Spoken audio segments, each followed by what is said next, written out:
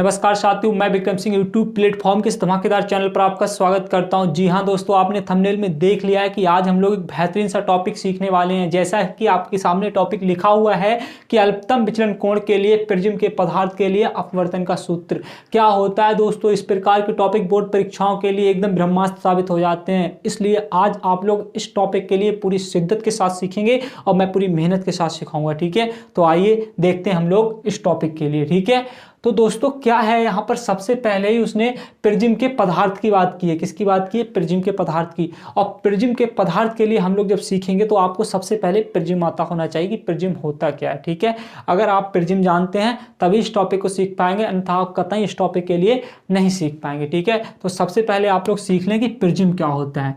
देखिए, किसी कोण पर झुके दो पारदर्शी पृष्ठों के समांग माध्यम को हम प्रिज्म कहते हैं।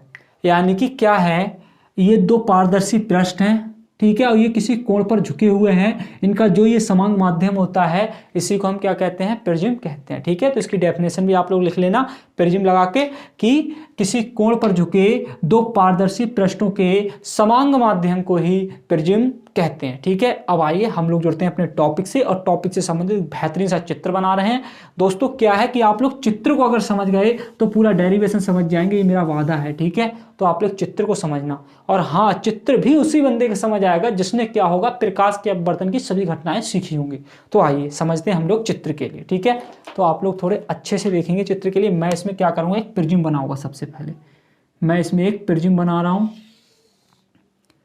तो आप लोग भी इस प्रकार से प्रिज्म के लिए पहले सीख लें अच्छे से। ठीक है, ये मेरा क्या है? प्रिज्म है।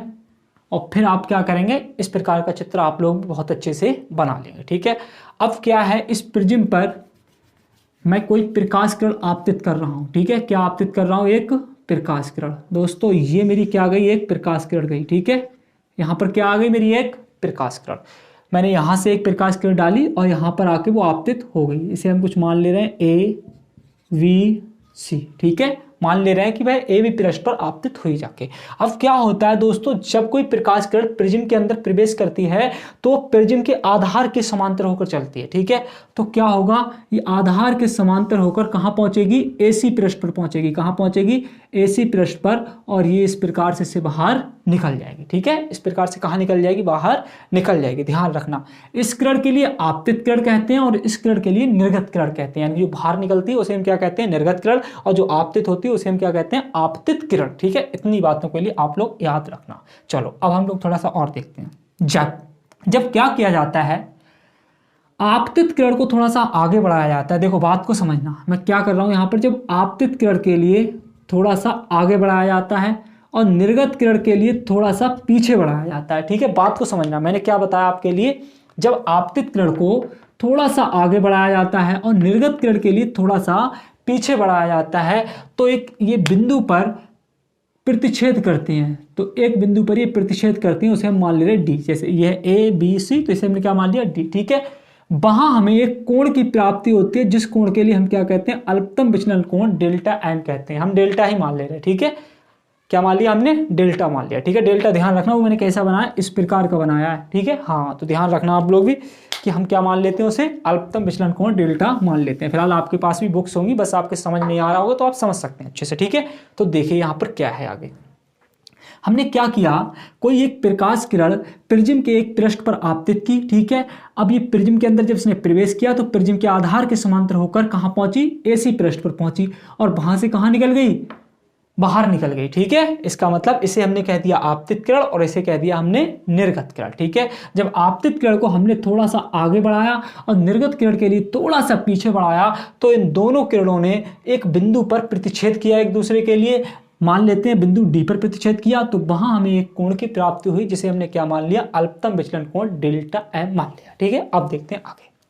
अब क्या होगा, इस पृष्ठ के लिए मैं एक अभिलंब डालूंगा। क्या डालूंगा? अभिलंब। देखिए इस पृष्ठ के लिए मैं एक अभिलंब डाल रहा हूं। ठीक है, इस पृष्ठ के लिए मैं एक अभिलंब डाल रहा हूं इस प्रकार से। ठीक है, मैंने एक अभिलंब डाल दिया और इस पृष्ठ के लिए भी एक अभिलंब डाल रहा हूं। ठीक है, देखो इस पृष्ठ के लिए भी एक अभिलंब डाल रहा हूं। ठीक है, इस पृष्ठ के लिए मैंने एक अभिलंब डाल दिया, यहां से गुजरेगा बिल्कुल। ठीक है, ध्यान रखना, इस पृष्ठ के लिए भी एक अभिलंब डाल दिया और इस पृष्ठ के लिए भी एक अभिलंब डाल दिया। ठीक है, ध्यान रखना।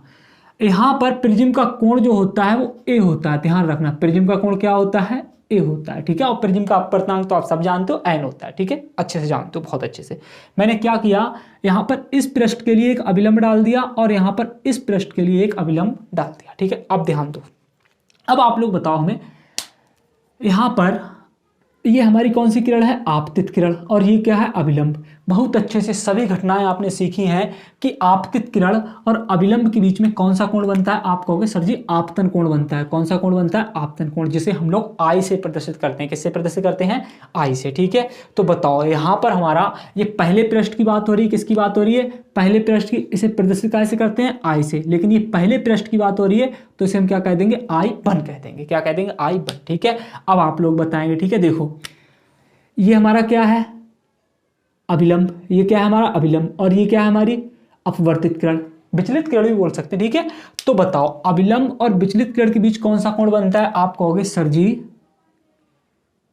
विचलन कोण बनता है, और विचलन कोण के लिए हम लोग किससे प्रदर्शित करते हैं, आर से प्रदर्शित करते हैं। किससे प्रदर्शित करते हैं, आर से। ये पहले पृष्ठ की बात चल रही तो इसे हम क्या मान लेंगे, R1 मान लेंगे, ठीक है। इसी प्रकार से हम क्या करेंगे, यहाँ पर कोण ले लेंगे, बिल्कुल सेम इसी प्रकार से। यहाँ हमने I1 माना है तो इस पृष्ठ के लिए हम यहाँ पर क्या ले लेंगे, I2 ले लेंगे, और इसी प्रकार से यहाँ पर हम लोग R2 ले लेंगे, ठीक है, R2 ले लेंगे। थोड़ा सा ध्यान से सीखना, चित्र में ही पूरी जान है डेरिवेशन की, ठीक है।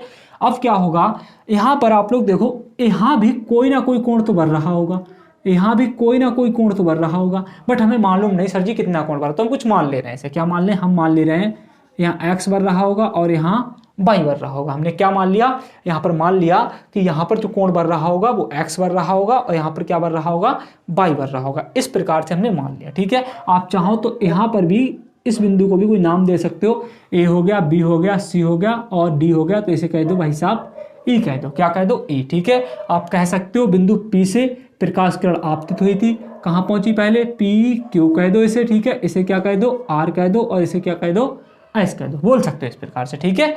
तो हमारा मानना है कि चित्र हमने पूरी तरीके से तैयार कर लिया है। अब आप लोग एक बार चित्र के लिए बना लो और मैं चित्र के बारे में अब लिख पाऊंगा, ठीक है। मैं देख लूँ एक बार चित्र आपके लिए स्पष्ट रूप से दिख रहा है या नहीं दिख रहा है। हाँ दोस्तों, बहुत अच्छा एकदम स्पेशल चित्र दिख रहा है, ठीक है। तो आप लोगों ने, मेरा मानना है, बहुत अच्छे से इसे बना लिया होगा। अब आप लोग थोड़ा सा इसके बारे में लिख लें तो ज़्यादा अच्छा होगा, ठीक है। एक एक लाइन बहुत अच्छे से मैं लिखवाने वाला हूँ, तो सुने, आप लोग कॉपी पेन उठाएं। केवल सुनने से मेरे दोस्त कुछ नहीं होगा, चाहे रफ्फर ही लिखो लेकिन लिखो जरूर, ठीक है। तो सुनो, यहाँ पर क्या होगा, लिखना शुरू करो। माना कि एक प्रकाश किरण प्रिज्म की पृष्ठ AB पर आपतित होती है, जो प्रिज्म में प्रवेश करती है तो प्रिज्म के आधार के समांतर होती हुई AC पृष्ठ पर पहुंचती है और वहां से बाहर निकल जाती है, ठीक है।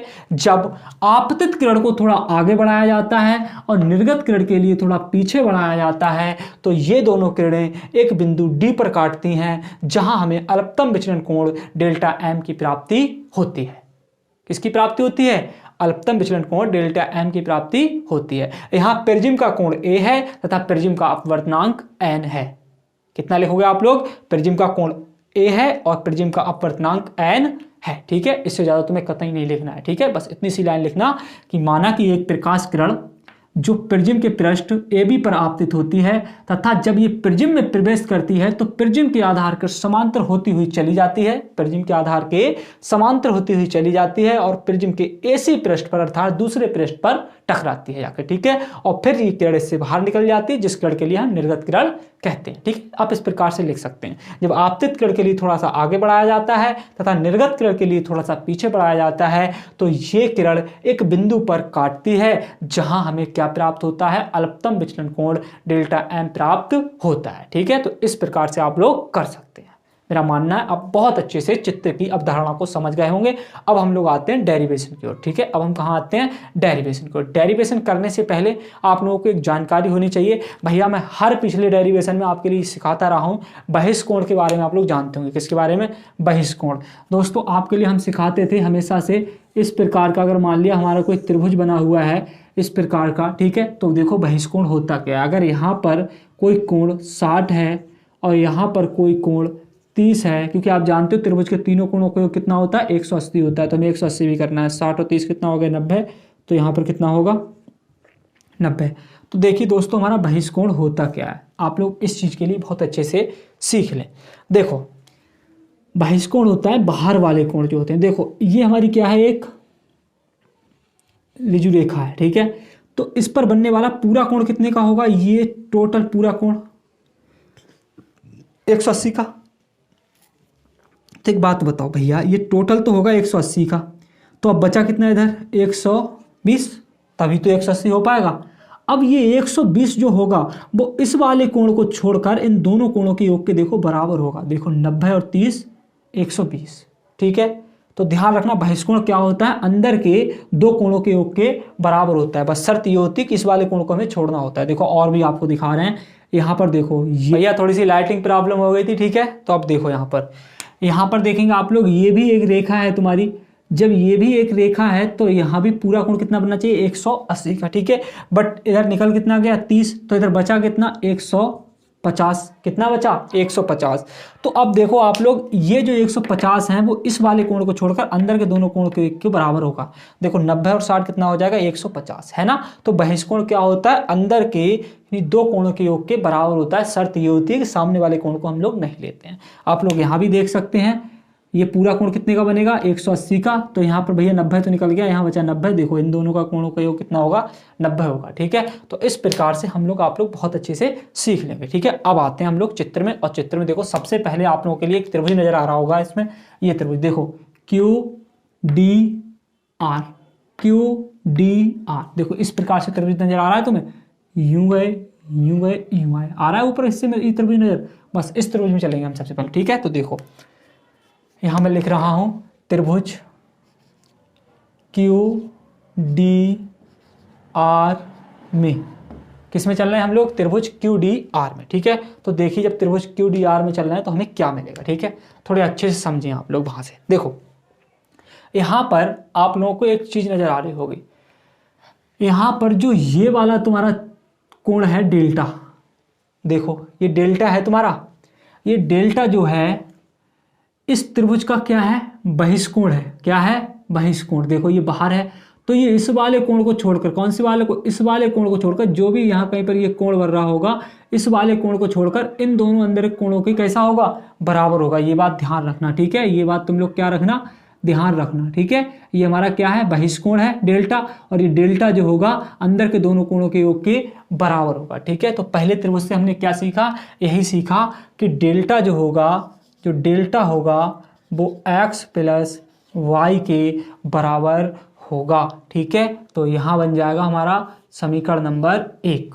क्या बन जाएगी भैया, समीकरण नंबर 1। क्या भाई साहब तुम्हारे लिए समीकरण नंबर 1 दिख रही है, बहुत इधर लग रही है मुझे तो दिख रही है, ठीक है। तो यहाँ पर क्या बन जाएगी तुम्हारी समीकरण नंबर 1, ठीक है। अब देखिए, अब हम किसके मान निकालेंगे, x और y के मान निकालेंगे। किसके मान निकालेंगे, x और y के मान। अब तुम लोग बताओ, मैं यहाँ पर थोड़ा सा रफकारी भी करता रहूँगा, ठीक है। x और y के मान हम लोग कैसे निकाल सकते हैं, देखो यहाँ ध्यान दो, आपने इस प्रकार से और इस प्रकार से त्रिभुज वगैरह पढ़े होंगे, ठीक है, कोण पढ़े होंगे। तो देखिए जब हम जानते हैं ये कोण जो होता है इस कोण के कैसा होता है, बराबर होता है। आप सब जानते हो, अगर ये x है तो ये भी x होगा। ये कोण जो होता है इस कोण के बराबर होता है। अगर ये x है तो ये भी कैसा होगा, x होगा। आप बहुत अच्छे से जानते हो कि हाँ सर जी जानते हैं, चलो अच्छी बात है। आप ये भी जानते हो कि ये कोण अगर 90 है, ये कोण कैसा है, 90 है, ठीक है। तो ये कोण कितना होगा, 90 होगा। क्लियर है ना, चलो अच्छी बात है। अब एक बात बताओ, अगर इस प्रकार से हम इसमें मान ले रहे हैं, मान लो इसके लिए, चलो ये 90 है, चलो ये 90 छोड़ो, इसे मान लो ये क्या है, x है, और ये कोण क्या है यहाँ पर z, और ये क्या है यहाँ पर y। तो अभी हाल हमने बताया था ये कोण जो होगा इस पूरे कोण कैसा होगा, बराबर होगा। तो इन दोनों कोणों का योग इस कोण के अकेले कैसा होगा, बराबर होगा, क्योंकि ये कोण पूरा इसके कैसा होना चाहिए, बराबर। तो हम कह सकते हैं कि x बराबर ये क्या होगा, z प्लस के y होगा। इसी प्रकार से एक और सीख लो आप लोग कि यहाँ पर अगर मान लो हमने n ले लिया है, ठीक है, और यहाँ पर जो कोण है वो क्या है तुम्हारा m प्लस के o है। तो m और o ये दोनों कोणों का योग जो होगा इस अकेले के बराबर होगा, क्योंकि ये कोण और ये कोण जो होते हैं कैसे होते हैं, बराबर होते हैं, ठीक है। कैसे होते हैं, बराबर होते हैं। तो यहाँ पर क्या हो जाएगा हमारा n बराबर m प्लस का o। ये बात आप लोग ध्यान रखना, ये बात क्या रखना, ध्यान रखना, बहुत मजा आएगा, बहुत अच्छे से, ठीक है। चलो, तो इस प्रकार से आप लोग बहुत अच्छे से सीख सकते हैं और चीज़ें तभी ज़्यादा बनती हैं जब आप लोग खुद बनाने की भरपूर कोशिश करते हैं, ठीक है। तो अब हम लोग आप लोगों के लिए आगे भी बताने का प्रयास कर रहे हैं, ठीक है। तो देखिए यहाँ पर मैं ये रफ्तारी के लिए हटा रहा हूँ, चलो हटा दूंगा वो बाद में। अब तुम लोग यहाँ देखो, यहाँ पर हमें x का मान देखो इसी प्रकार के त्रिभुज तुम्हें नजर आ रहे हैं। यहाँ पर देखो ये दिख रहा है, ये लाइन इस प्रकार से गई है, ये लाइन इस प्रकार से गई है। तो ये वाला कोण जो होगा पूरा इन दोनों कोणों के योग के कैसा होगा, बराबर होगा, क्योंकि ये कोण और ये पूरा कोण कैसा होगा, आपस में बराबर होगा, ठीक है। तो ये वाला कोण जो होगा इन दोनों कोणों के योग के बराबर होगा। तो देखिए यहाँ पर, यहाँ मैं क्या करने वाला हूँ, यहाँ I1 जो होगा तुम्हारा, I1 वो बराबर होगा x प्लस R1 के, ठीक है। अब मुझे यहाँ पर मान निकालना है x का, तो R1 को भेज दूंगा मैं इधर। तो यहाँ क्या आ जाएगा मेरा, I1 माइनस का R1 बराबर x, इसे मैं सीधा करके लिख दूँ तो x बराबर मुझे मिल जाएगा I1 माइनस का R1, ठीक है। इस प्रकार से मुझे किसका मान मिल गया, x का मान मिल गया। अब इसी प्रकार से हम किसका मान निकालेंगे, y का मान निकालेंगे, देखो यहाँ से, ठीक है। तो देखो ये वाला कोण जो होगा ये पूरा इन दोनों कोण के योग के कैसा होगा, बराबर होगा, क्योंकि ये कोण इस कोण का मान कैसा होता है, बराबर होते हैं दोनों, ठीक है। तो देखिए यहाँ पर इसी प्रकार से आ जाएगा हमारा I2 बराबर y प्लस के R2, y प्लस का R2। भैया y का मान निकालना है तो R2 को हम इधर ले आएंगे, तो हमारा क्या आ जाएगा, I2 माइनस के R2 और बराबर में y रह जाएगा, ठीक है। इसे सीधा करके लिख दो, y बराबर I2 माइनस के R2। अब देखो हमें इस स्थिति में x और y दोनों के मान मिल गए, ठीक है। जब x और y दोनों के मान मिल गए तो इन्हें उठाएंगे हम, कहाँ पटक देंगे जाके, भाई साहब समीकरण 1 में, ठीक है। तो यहाँ लिखेंगे समीकरण 1 में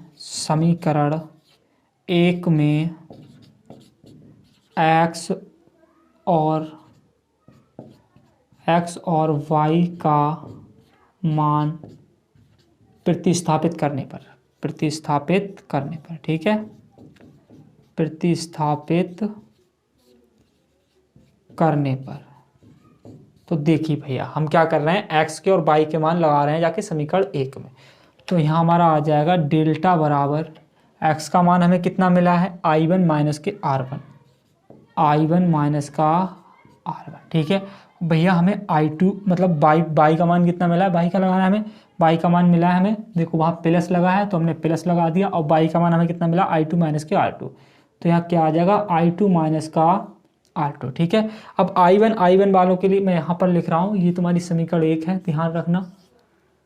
यहाँ पर इस प्रकार से देखो, जब मैं यहाँ पर इसे लिखूँगा तो मेरा डेल्टा बराबर I1 के लिए एक साथ ले रहा हूँ, ठीक है। यहाँ मैं ले रहा हूँ I1 प्लस का I2, और इसी प्रकार से इसे भी मैं एक साथ ले रहा हूँ, माइनस का R1 और माइनस का क्या आ जाएगा हमारा R2, ठीक है। तो डेल्टा बराबर I1 प्लस के I2, और यहाँ पर माइनस कॉमन है यहाँ से, तो माइनस कॉमन ले लो, यहाँ बचेगा R1 प्लस का R2, और इस प्रकार से ये बन जाएगी समीकरण नंबर 2। क्या बन जाएगी भैया, समीकरण नंबर 2, ठीक है। अब आप लोग सीख सकते हैं बहुत अच्छे से, हमने यहाँ पर समीकरण 2 बना दी है, ठीक है। अब आप लोग और थोड़ा सा ध्यान दें। अब जब थोड़ा सा और तुम लोग ध्यान दोगे तो देखो तुम्हें क्या मिलेगा यहाँ पर, लेकिन ध्यान तभी दोगे जब आप लोगों के लिए बेहतरीन तरीके से चीज़ें समझ आएंगी, ठीक है। अब देखो जब तुम्हें चीज़ें अच्छे से समझ आ रही हैं तब क्या होगा। अब यहाँ पर हम लोग एक त्रिभुज देखेंगे, देखो त्रिभुज है क्या, वो त्रिभुज के लिए जब हम लोग देखेंगे तो अभी हम किस में चले थे, ऊपर वाले त्रिभुज को हमने हल कर लिया, हमें पहली समीकरण मिल गई थी, ठीक है। हमें बहिष्कोण जो मिला था डेल्टा पहले वाले ही त्रिभुज से मिला था। अब देखो तुम्हारे लिए एक निचले साइड में एक त्रिभुज नजर आ रहा है, यहाँ से देखो यूं और यूं आ रहा है नजर, यानी कि त्रिभुज है ये QER, क्या है QER। यहाँ भी कोई ना कोई कोण बन रहा होगा, मान ले रहे हैं कि जिस प्रकार से ऊपर ए बिंदु है तो प्रिज्म का कोण ए बन रहा है, तो यहाँ भी क्या बन रहा होगा, ई बन रहा होगा, ठीक है। मान ले रहे हैं ई बन रहा होगा, ठीक है। भाई हमें मान तो मालूम है नहीं, अगर हमें मान ही मालूम होता तो हम पूरा लिख देते कि 90 बन रहा है, 60 बन रहा है, तो हमने कुछ ना मान लिया, ठीक है। चलो अब तुम लोग ध्यान दो, अब हम इस त्रिभुज में चलेंगे। त्रिभुज क्या है हमारा, त्रिभुज है Q, यहाँ लिख देना त्रिभुज QER में, त्रिभुज QER में। देखो जब हम लोग त्रिभुज QER में चलेंगे तब हमारे लिए क्या मिलेगा, वो आप समझें अच्छे से। आप बहुत अच्छे से जानते हैं कि त्रिभुज के तीनों कोणों का योग कितना होता है, 180 अंश होता है। तो यहाँ पर इन तीनों कोणों का योग कितना होगा, 180 अंश होगा। ठीक है, देखो यहाँ पर यहाँ आ जाएगा तुम्हारा R1 प्लस का R2 और प्लस का E बराबर 180 अंश। ठीक है, कितना आ जाएगा, 180 अंश। और इसे हम मान लेंगे समीकरण नंबर 3। क्या मान लिया, समीकरण नंबर 3। अब तुम लोग थोड़ा सा और देखो, तुम्हें इसमें एक चतुर्भुज नजर आ रहा होगा। क्या नजर आ रहा होगा, चतुर्भुज। देखो चतुर्भुज आप लोग किस प्रकार से देख रहे होंगे वो भी सुन लो। देखो यहां से चलेंगे ई से कहां गए, क्यू तक, क्यू से कहां गए, ए तक, ए से कहां गए, आर तक, और आर से कहां गए, ई तक। ऐसा मत करना यहां से यहां गए फिर यहां गए और यहां आए और यहां आ गए ना। चतुर्भुज देखो कैसा बन रहा है, ई से चलेंगे यहां से इस प्रकार से यहां गए, फिर ए तक गए, फिर आर तक गए और फिर कहां तक आ गए, ई तक आ गए। इस प्रकार से ये चतुर्भुज बन रहा है तुम्हारा। देखो यूं इस प्रकार से, देखो ये गए फिर ये गए और ये आए और ये आ गए। ये क्या बन रहा है तुम्हारा, एक चतुर्भुज बन रहा है। तो चतुर्भुज का नाम क्या हो जाएगा, QARE। क्या हो जाएगा, QARE।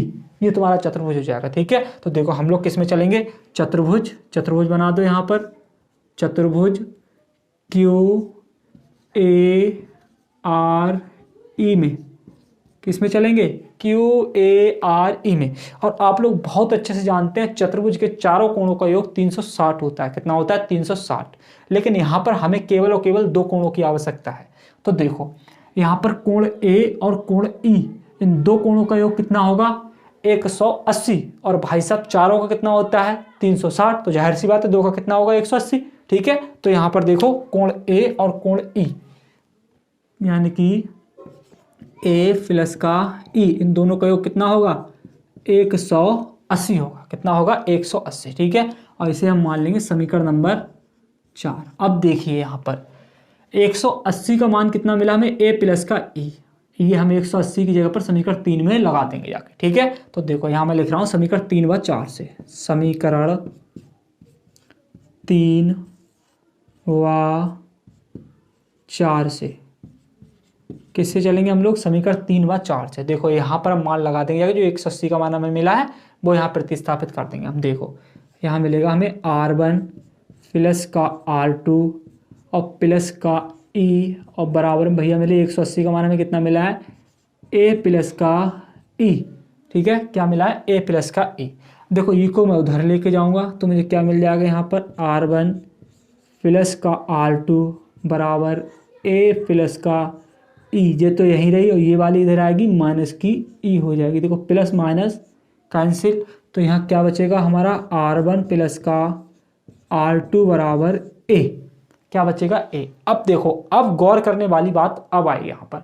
गौर क्या करना है, गौर तुम्हें इतने करना है, हम लोग अल्पतम विचलन कोण के लिए निकालना है। किसके लिए निकालना है, अल्पतम विचलन कोण के लिए। तो जब हम लोग अल्पतम विचलन कोण के लिए निकाल रहे हैं तो अल्पतम विचलन कोण के लिए क्या होता है, कुछ प्राइवेसी होती है। देखो क्या होती है, कुछ नियम होते हैं। अल्पतम विचलन कोण के लिए जो R1 और R2 होते हैं वो सदैव एक दूसरे के कैसे होते हैं, बराबर होते हैं। सुन लेना, अल्पतम विचलन कोण के लिए R1 और R2 कैसे होते हैं, एक दूसरे के बराबर होते हैं। और इसी प्रकार से I1 और I2 भी एक दूसरे के बराबर होते हैं। ये ध्यान रखना आप लोग। ठीक है, अल्पतम विचलन कोण के लिए R1 R2 के बराबर होते हैं और I1 I2 के बराबर होते हैं। ठीक है, तो मैं यहाँ पर लिख दे रहा हूँ कि अल्पतम विचलन कोण के लिए, अल्पतम विचलन कोण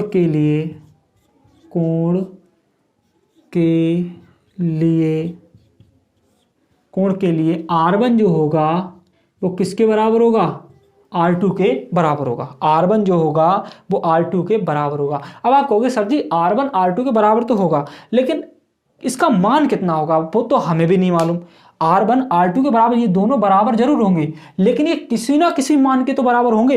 हो सकता है ये मान 90 हो सकता है ये मान 60 हो सकता है ये मान 30 हो। तो ये 30 होगा तो ये भी 30 होगा, ये 40 होगा तो ये भी 40 होगा, लेकिन किसी ना किसी मान के तो ये बराबर होंगे, किसी ना किसी मान के तो बराबर होंगे। तो हम मान ले रहे हैं R1 और R2 का मान जो है वो क्या है, R ही है।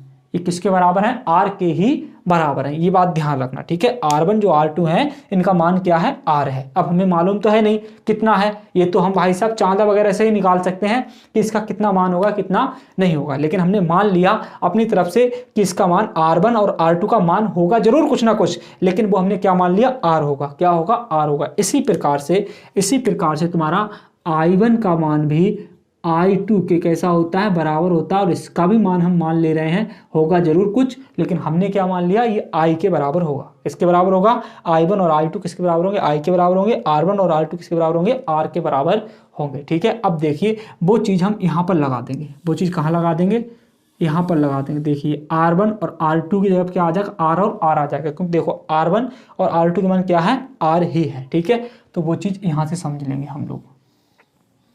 देखो यहाँ क्या आ जाएगा हमारा, यहाँ आ जाएगा R प्लस R। देखो R1 की जगह भी हमने R रख दिया और R2 की जगह भी हमने R रख दिया, और बराबर में क्या आ जाएगा हमारा, A आ जाएगा। तो ये क्या हो जाएगा हमारा 2R और बराबर क्या आ जाएगा A, ठीक है। तो 2 को हम कहाँ लेके जाएंगे, बट्टे में, तो R बराबर हमें मिल जाएगा AY2। और इस प्रकार से हमें R का मान प्राप्त हो जाएगा। किसका मान प्राप्त हो जाएगा, R का मान प्राप्त हो जाएगा, ठीक है। अब हम लोग क्या करेंगे, हमें R का तो मान प्राप्त हो गया, अब इसके लिए हम लेके जाएंगे सीधी समीकरण 2 में। कहाँ लेकर जाएंगे, समीकरण 2 में। देखिए इस मान को हम लगाएंगे जाके समीकरण 2 में, तो यहाँ पर लिखेंगे हम लोग बहुत अच्छे से समीकरण 2 से। इससे समीकरण 2 से, समीकरण 2 से। तो देखो भैया हमें समीकरण कोई 2 नज़र आ रही है, कतई नज़र आ रही है, ये है तुम्हारी समीकरण 2, ये है तुम्हारी समीकरण 2। तो देखो यहाँ भी हम लगाएंगे मान डेल्टा बराबर I1 का मान मैंने किसके बराबर माना है, I के बराबर। I2 का मान किसके बराबर माना है, I के बराबर, ठीक है। तो यहाँ क्या हो जाएगा मेरा I प्लस I माइनस, सुन लियो थोड़े अच्छे से, ठीक है। देखो R का मान किसके बराबर होगा, R1 का मान किसका बराबर होगा, R के बराबर, ठीक है। R2 का मान किसके बराबर होगा, R के बराबर। तो देखो यहाँ भी क्या आ जाएगा, R प्लस का R। तो ध्यान दो यहाँ क्या होगा मेरा डेल्टा बराबर, यहाँ क्या हो जाएगा 2I माइनस, यहाँ क्या हो जाएगा 2R, क्या हो जाएगा 2R। अब देखो मैंने समीकरण 2 से क्यों लिखा है, इसीलिए लिखा है। R का मान मैं यहाँ पर उठा के रखूंगा, ये देखो मिला मुझे R का मान कितना मिला, A/2। वो कहाँ लगा दो, यहाँ लगा दो। तो देखो यहाँ पर डेल्टा बराबर यहाँ क्या आ जाएगा 2I माइनस के 2 इंटू R का मान कितना मिला है हमें, A/2। और देखो 2 से 2 कैंसिल, ठीक है। तो यहाँ क्या बचा हमारा डेल्टा बराबर, यहाँ भैया बचेगा हमारा 2I माइनस का A, सही इतना बचेगा। अब A को हम कहाँ ले आएंगे, इधर ले आएंगे, तो हमें कितना मिल जाएगा डेल्टा प्लस का A बराबर 2I, यही तो मिलेगा, ठीक है। 2 को हम कहाँ लाएंगे, बट्टे में, 2 को कहाँ लाएंगे, बट्टे में। देखो 2 हमारा बट्टे में जाएगा, तो I बराबर हमें प्राप्त हो जाएगा डेल्टा प्लस का A और बट्टे में 2। तो ये किसका मान मिल गया हमें, I का मान प्राप्त हो गया, ठीक है। अब हम लोग देखेंगे आपने एक नियम पढ़ा था, स्नेल का नियम। किसका नियम पढ़ा था, स्नेल का नियम पढ़ा था, ठीक है। तो हम लोग स्नेल का नियम देखेंगे। देखो हम लोग चल रहे हैं स्नेल के नियम से, स्नेल के नियम से, स्नेल के नियम से। भैया हम लोग किसके नियम से चल रहे हैं, स्नेल के नियम से। देखो हम लोग जब स्नेल के नियम से चलेंगे तो स्नेल का नियम क्या था, आप लोग भी जानते हो बहुत अच्छे से। स्नेल का नियम था हमारा sine I upon sine R बराबर N, यही होता था। आप कहोगे हाँ सर जी हम बहुत अच्छे से जानते हैं, यही होता था, ठीक है। चलो अब लोग ध्यान दो तुम लोग। तो I का मान हमें कितना मिला है, बताओ भैया। I का मान ये मिला है हमें, ठीक है। I का मान लगा दे रहे हैं यहाँ पर। देखो आप लोग अब I का मान हमें कितना प्राप्त हुआ है, I का मान प्राप्त हुआ है हमें, देखो साइन, क्या तुम्हें दिख जाएगा भाई साहब, यहाँ तक दिख जाएगा, यहाँ तक चेक कर सकता हूँ, नहीं दिखेगा, कतई नहीं दिखेगा, कतई भी नहीं दिखेगा। तो फिर क्या करना चाहिए, हम बता रहे हैं अब क्या करना चाहिए भाई साहब आपके लिए। देखो अब आपके लिए शायद दिख जाए, अब आपके लिए ये दिख जाएगा, ठीक है। अब आपके लिए ये अच्छे से दिख जाएगा, अब दिख सकता है।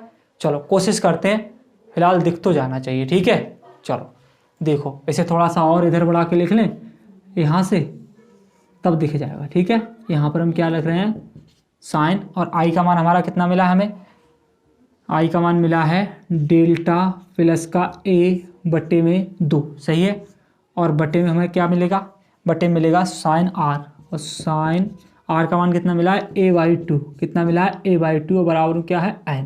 तो दोस्तों ये फार्मूला जो हमें प्राप्त हुआ, ये तब के लिए प्राप्त हुआ है जब प्रिज्म का पृष्ठ मोटा है। कब है, प्रिज्म का पृष्ठ मोटा है, ठीक है, तब के लिए हमें प्राप्त हुआ है। अब मजबूरी में हमें ये थोड़ा सा हटाना पड़ेगा, क्योंकि मुझे लग रहा है तो मैं दिखाई नहीं दे रहा होगा वहाँ पर, ठीक है, मुझे ऐसा फील हो रहा है, ठीक है, मुझे ऐसा क्या हो रहा है भाई साहब, फील हो रहा है। तो मैं क्या करूँ, आप लोगों ने चित्र या तो बना लिया होगा, नहीं बनाया तो आप स्क्रीनशॉट ले लो, मैं चित्र को ही हटा रहा हूँ, ठीक है। आप लोग चित्र का स्क्रीनशॉट ले लो या तो बना लो, ठीक है, वीडियो को रोक के, मैं चित्र को ही हटा रहा हूँ, ठीक है। मैं देखो चित्र को हटा रहा हूँ, लो भैया मैंने चित्र को हटा दिया, ठीक है। अब देखो आप लोग, जब मैंने चित्र को हटा दिया तो तुम लोग यहाँ से थोड़ा सा समझने की कोशिश करो। देखो यहाँ से थोड़ा सा समझो, और क्या समझोगे वो भी समझो।